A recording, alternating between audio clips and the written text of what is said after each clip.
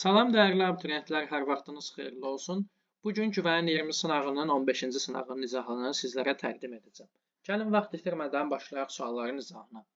Birinci sualda qeyd olunur ki, Kür, Qanıq və Qabırlı çaylarının hər üçünün axdığı fiziki, coğrafi və iqtisadi rayonları müəyyən edin. Baxaq. Baxın, Qanıq əyri çaydan Kür çayı keçmir. C ilə də eyni çıxarıq. Küdr Şirvandan ümumiyyətlə Qanıq və Qabırlı çayları, heç Kür çayı da keçmir, yeni də çıxarıq. Qalacaq A və B. Ceyrançəl Acınohur deməli hər üç çaya uyğun olan fiziki coğrafi rayondur. İqtisadi coğrafi rayona baxsaq, baxın, Qazaxtovuzdan Qanıq Qabırlı çayları keçməyəcək. Onun üçün B də yanlışdır. Yerdə qalır A bəndi. Ceyrançəl Acınohur fiziki coğrafi rayonu və Gəncə Daşkəsən iqtisadi rayonu. Deməli, bu üç çay bu fiziki coğrafi və iqtisadi rayonların ərazisindən keçir.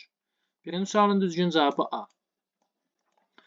İkinci sualda qeyd olunur ki, İtaliyanın Fransa ilə oxşar, İspaniya ilə fərqli xüsusiyyətlərini müəyyən edin. Baxaq. G8 ölkəsi olub Avropa İttifaqı və NATO-ya üzv ölkədir. Bu, İtaliya və Fransa üçün oxşar xüsusiyyətdir. Amma İspaniya G8-in üzvü deyil. Deməli, bu düzgündür. 2-də deyir, İsveçrə Konfederasiyası ilə həmsərhəddir. İtaliya, Fransa bəli, amma İspaniya xeyr. Deməli, 2-ni də götürək. 3-də qeyd olunur, kənd təsərrüfatının aparıcı sahəsi əkinçilikdir. Bu, hər üç ölkəyə aiddir. 4-də qeyd olunur, xarici turistlərin sayına görə fərqlənir. Hər üç ölkə xarici turistlərin sayına görə fərqlənir.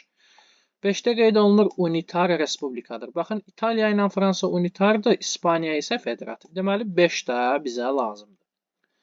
6-da deyir, zeytunçuluq, üzümçülük və sitrus meyvəçiliyi fərqlənir. Bu, hər üçünə aid oxşar xüsusiyyətdir. Deməli, İtaliya ilə Fransanın oxşar, İspaniyadan fərqli xüsusiyyətləri olacaq 1, 2, 5. Yəni C bəndi. 3-də qeyd olunur ki, yüksək dağlığın, çəmən, alp və subalp landşaftlarının yayıldığı əraziləri müəyyən edin. Baxın, biz bilirik ki, alp-subalp çəmənlikləri Talaş dağlarında yoxdur. Ona görə baxın, 6 olan variantları çıxdıq.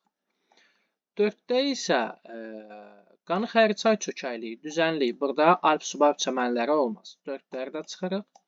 Baxın, elə 2, 3, 5 qalacaq. 2 Şahdağ silsiləsidir Kiçik Qafqazda. 3 Qarabağ vulkanik yaylasıdır. 5 isə Böyük Qafqaz dağlarıdır. Deməli, 2, 3, 5-də olacaq yüksək dağlığın çəmən landşaftları. Düzgün cavab 3-də A.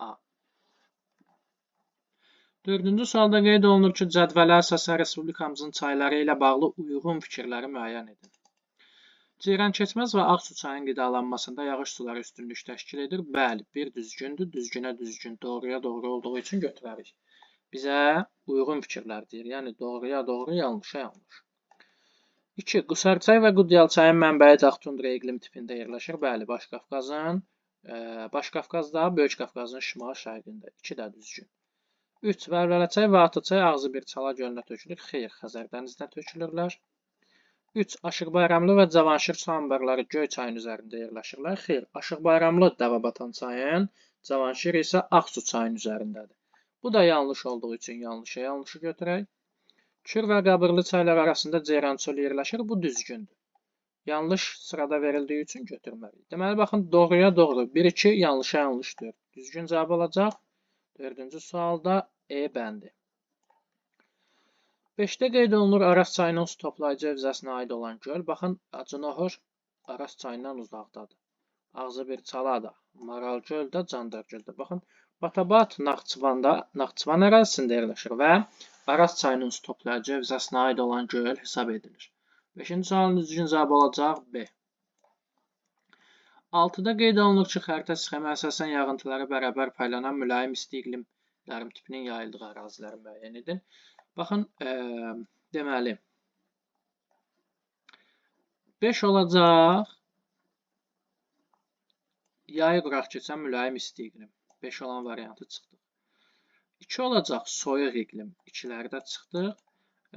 4 isə uyğun gələcək, deməli, 4 də soyuq iqlimə uyğun gələr. Baxın, 1 və 3 isə olacaq, yağıntıları bərabər paylanan mülayim isti iqlim. Düzgün cavab 6-da A bəndi. 7-də qeyd olunur ki, xəritənin xüsusi miqyasına əsasən K və L məntəqələri arasında ölçülmüş məsafə 25 sm olmuşdur.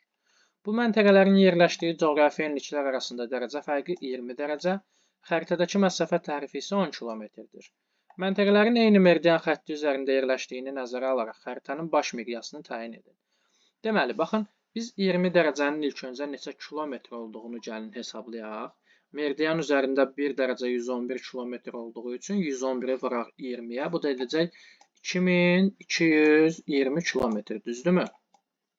Və bizə deyir ki, xəritədə məsafə tərifi 10 kilometrdir. Yəni 10 kilometrə də bunun üzərinə gələrik. Bu da edər 2230 metr. 2230 metr. Biraz yaxşı düşmür burada yazdığımız zaman. Deməli 2230 kilometr oldu həqiqi məsafə. Xəritədəki məsafə 25 santimetr. Şimdi biz miqyası necə taparıq? Çox rahat. 2230-u bölərik 25-ə. Bu da edəcək 89,2. Baxın, C-yə 1 0 düşür, qalır 4 0, yəni 8.920.000. Miqyasımız olacaq bu şəkildə, yəni C bəndi. 8-də qeyd olunur ki, xəritə sxemdə verilmiş A gölü ilə bağlı cədvəldəki uyğunluğu müəyyən edin. Karib dənizi, Venezuela körfəzi. Aha, baxın, A gölü olacaq, deməli, Maracaibo gölü, düzdürmü? A gölü olacaq, Maracaibo gölü. Və bizə deyir ki, Maracaibo gölü haqqında olan uyğunluğu müəyyən edin. Ətrafında savanna və seyrək meşələr təbii zonası formalaşmışdır. Bəli, bu düzgündür, amma yanlış verir. Bunu çıxarıq. Subekvatorial iqlim qurşağında yerləşir. Doğru? Bəli, baxın, B. Doğrudan da Maracaibo gölü subekvatorial iqlim qurşağında yerləşir. B olacaq 8-də düzgün cavab. Baxın, gəlin digər bəndlərə də baxaq. C-də deyir ki, laqum məşəlli göldür. Yanlış. Bəli, laqum məşəlli göldür. Doğrudur. C-ni çıxarıq. İki ölkənin sərhədində yerləşir. Xeyr, təkcə Venezuelada yerləşir. Bu da yanlış. Aid olduğu materikin ən iri gölüdür. Bəli, düzgündür. Burada isə yanlış verib. Deməli, Y-ni də çıxaq. Aydın oldu. Düzgün cavab alacaq 8-də B bəndi. 9-da qeyd olunur ki, ətlik və ətlik südlük heyvandarlığın südlük və südlük ətlik heyvandarlıqdan daha üstün olduğu ölkələri müəyyən edin. Baxın, biz əsasən inkişaf etmiş ölkələrdə deyirdik ki, südlük və südlük ətlik heyvandarlıq daha üstün olurdu. Yəni, baxın, Yeni Zelandiyada əksinə olacaq, Almaniyada əksinə olacaq, İsveçrədə əksinə olacaq, Yaponiyada, Niderlandda, Fransada əksinə olacaq. Meksika, Özbəkistan, Mərakeş kimi ölkələrdə isə ətlik və ətlik südlük heyvandarlıq, südlük və südlük ətlik heyvandarlıqdan daha üstün olacaq. Aydındır. Düzgün cavab alacaq 9-da D bəndi. 10-cu sualda qeyd olunur ki, Mərkəzi Asiyanın türk dövlətləri haqqında fikirlərin düzgün ardıcıllığını müəyyən edin. Doğruya doğru, yanlışa yanlış. Özbəkistan Respublikası sahəsinə və əhalisinin sayına görə yalnız Qazaxıstan Respublikasından geridə qalır. Xeyr, əhalisinə görə birinci Özbəkistandır. Deməli, bu yanlışdır. Daha sonra qeyd olunur ki, Qırğızıstan Respublikasının tərkibində Qaraqalpaqistan Muxtar Respublikası mövcuddur. Qaraqalpaqistan isə Özbəkistandadır. Deməli, bu da yanlışdır. Digər 3 ölkədən fərqli olaraq Türkmənistan Türk Dövlətləri Təşkilatına üzv olmayıb. Bu təşkilatda müşahidəçi statusundadır. Bəli, bu düzgündür. Türkmənistan müşahidəçidir. Daha sonra, Qırğızıstandan başqa digər 3 respublika Xəzər sahili mövqeyə malikdir. Xeyr, Özbəkistanın Xəzərə çıxışı yoxdur. Bu da yanlış. Baxın, Y, Y, D, Y. Düzgün cavab alacaq B. 11-ci sualda qeyd olunur ki, Şəki inzibati rayonuna aid olan əlamətləri müəyyən edin. 1. Ağır sənayinin başlıca sahəsi neft-qaz hasilatı və qara metallurgiyadır. Xeyr, neft-qaz Şəkidə olmaz. 2. Qərbdən Gürcüstan, şərqdən Rusiya ilə həmsərhəddir. Təkcə Rusiya ilə. 2-ni də çıxdıq. Baxın, 1 və 2-ni çıxdıq. Elə qalır D. 4, 5, 6. Baxaq. 2 tektonik zonada. Bəli, həm Kür çökməsində, həm Böyük Qafqaz qalxmasında. 3 fiziki coğrafi rayonda. Bəli, həm Zaqatala, Lahıc, həm Ceyrançöl, Acınor, həm Qanxayırçay fiziki coğrafi rayonlarında yerləşir. 4 düzgün. Yüngül sənayenin əsasını ipəkçilik təşkil edir. Bəli, şəki ipəyi ən məşhur məhsullardan biridir. 5-də düzgün. 6-da qeyd olunur, rayonda yüksəkliyə doğru yarımsəhra və quru çöl, mülayim isti, soyuq və dağ tundra iqlim tipləri bir-birini əvəzləyir. Bəli, 6 da düzgün. Aydın oldu. Deməli, 11-də 4, 5, 6 D bəndi olacaq düzgün. 12-də qeyd olunur, uyğunluğu müəyyən edin. Slavyan dil qrupu, İran dil qrupu. Azərbaycanda bu dil qrupuna mənsub xalqlar yaşayır. Həm İran dil qrupuna aid, məsələn, talışlar, tatlar, həm də Slavyan, məsələn, ruslar, Ukraynalılar. Deməli, bu A hər ikisinə aiddir. Taciklər, əfqanlar, kürdlər bu dil qrupuna mənsubdur. Bu İran dil qrupudur. Yəni B. Hind-Avropa dil ailəsi hər ikisi. Çexlər, Slovenlər və Xorvatlar isə olacaq Slavyan. 1D, 2B, 3AC. Düzgün cavab 12-də B. 13-də qeyd olunur ki, Bakı-Tbilisi dəmir yolu xətti aşağıdakı iqtisadi rayonlardan hansının ərazisindən keçmir? Şirvansalyandan keçər, Mərkəzi Arandan təbii, Gəncə daşkəsindən əlbəttə, Qazax Tovuzdan da keçir. Amma Min Muğandan keçməyəcək. Aydındır. 13-cü sualın düzgün cavabı olacaq C bəndi. 13-də qeyd olunur ki, xəritə sxemi əsasən hansı bəndin doğru olmadığını müəyyən edin. Baxaq. 1, 4, 6-da Araq dənizi iqlim tipi formalaşmışdır. 1-də bəli var. Şimali Amerikada, ABŞ-ın qərb hissəsində. 4-də də olacaq Cənubi Afrika Respublikasının qərbi, Avstraliyanın qərbi. Baxın, A düzgündür. Bizdən doğru olmayanları istəyir. A çıxdı. 1, 2, 3 yağıntılar başlıca olaraq dekabr-fevral aylarında düşür. 1-də bəli, 2-də də bəli, 3-də də bəli. Baxın, 2 subekvatorialdır ya, ekvatorialla qarışdırmayın. Ekvatorial biraz bu tərəfdən başlayır. Onun üçün B-də düzgündür, çıxarıq. 2, 4, 6 zəlzələ və müasir dağa əmələ gəlmə zonalarından kənarda yerləşir. 2 bəli, 4-də bəli, 6-da bəli. Platformalardır. C-də çıxdıq. 3, 4, 5 mülayim işıqlanma qurşağındadır. 4, 5, 3 bəli, tropiklərdən kənardır. Y qalır. 1, 5, 6 soyuq okean cərəyanlarının təsiri altındadır.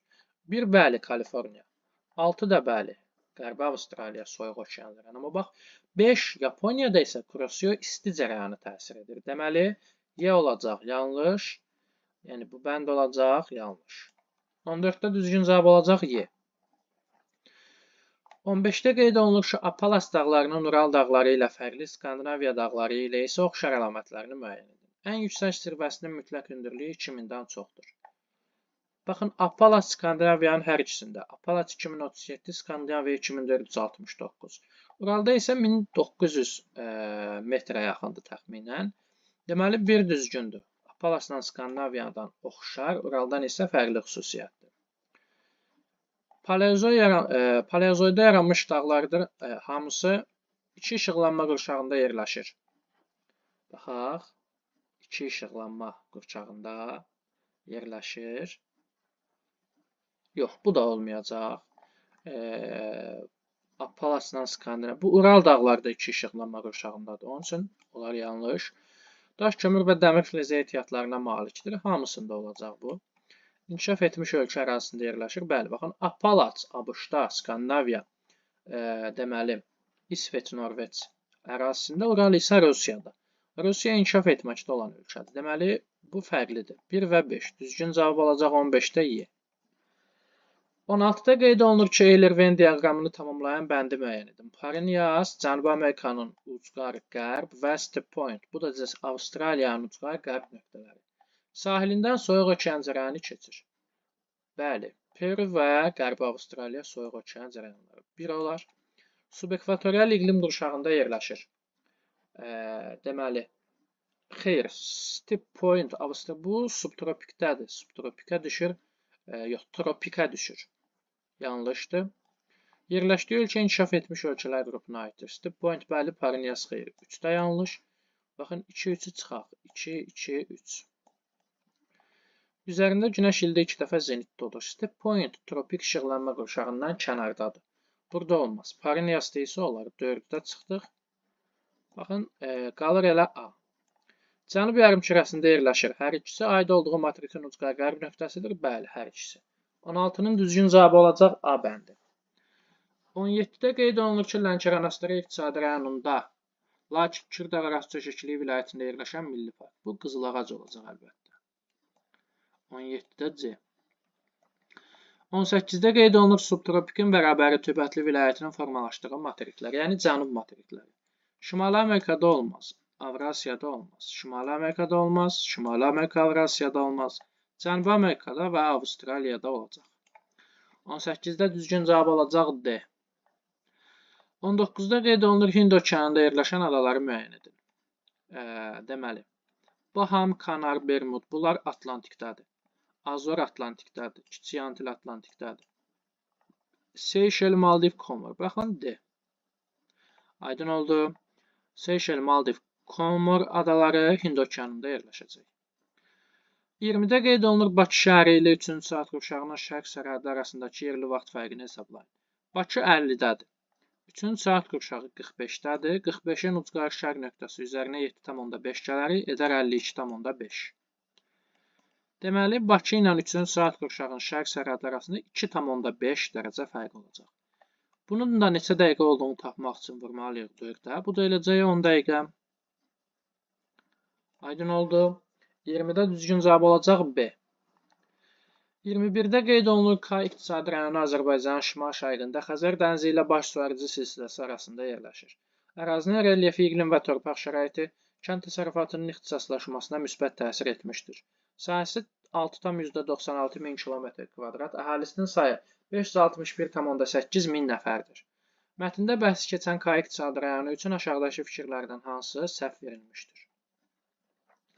Aha, baxın, bu olacaq Quba Xaçmaz iqtisadi rayonu.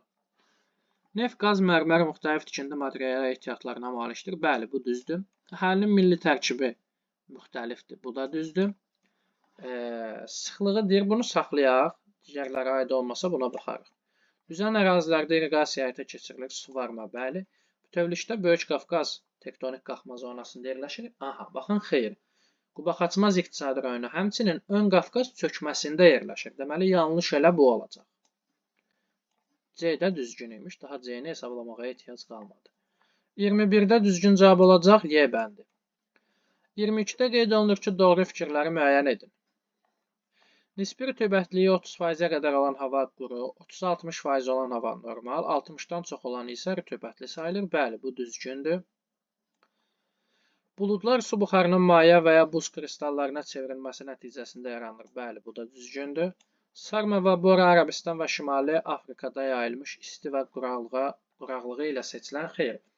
Bunlar Baykal və Qara dəniz ətraflarında müşahidə olunur. 3 yanlış. İlin soyuq dövründə şəhəmələ gəlmə qrovi ilə əvəz olunur. Bu da düzgündür. 1, 2, 4, yəni B bəndi.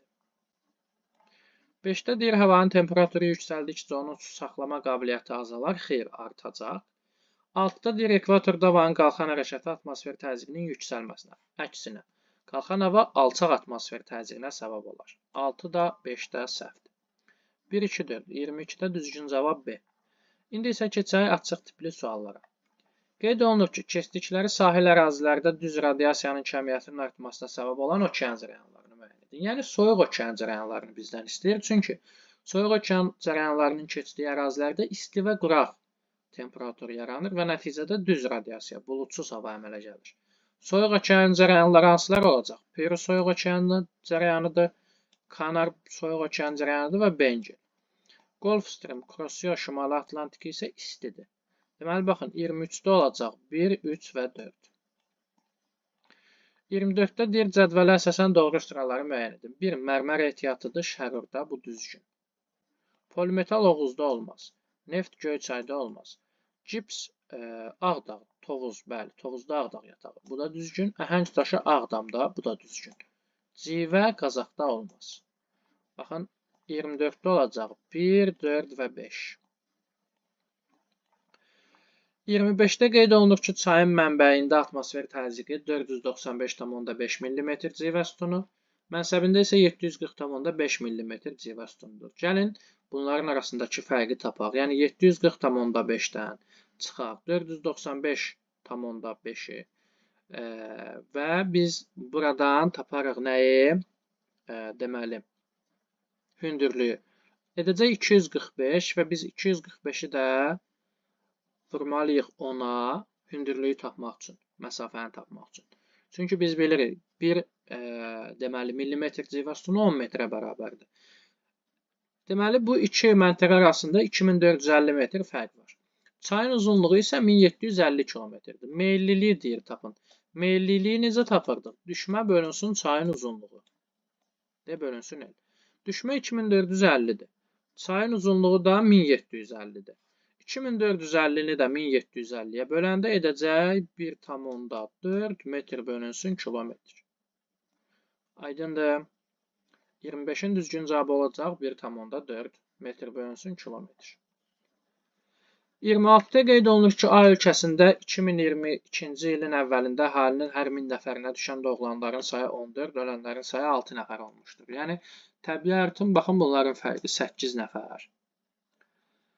2023-cü ilin əvvəlində bu rəqəmlərin müvafiq olaraq 13 və 7 nəfər olduğunu bilərək. Yəni, baxın, təbii artım bunların fərqi 6 nəfər olub artıq, yəni azalıb. Bizə deyir ki, son bir ildə əhalinin təbii artımının neçə faiz azaldığını hesablayın. Baxın, nəfər olaraq 1000 nəfərə 2 nəfər azalıb, düzdürmü? Yəni, biz bunu necə hesablayarıq?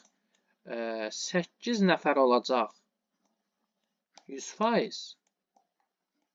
Aydındır mı? 2 nəfər olacaq x. Aydındır. Ümumi bu 8 nəfər 2022-ci ildə olan 1000 nəfərə düşən artım 8 nəfər olacaq 100%. Tənasibi bu cür təşkil etməliyik. Bu il ərzində keçən təbii artımın fərqi, yəni 8-dən 6-nı çıxırıq. 2 nəfər isə x. Yəni 200-ü tənasübə əsasən x bərabərdir. 200-ü bölməliyik 8-ə. Bu da edəcək 25%.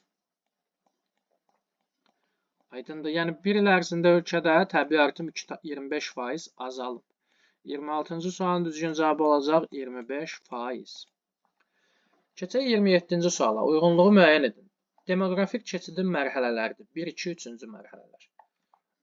Gəlin bu tərəfi silək.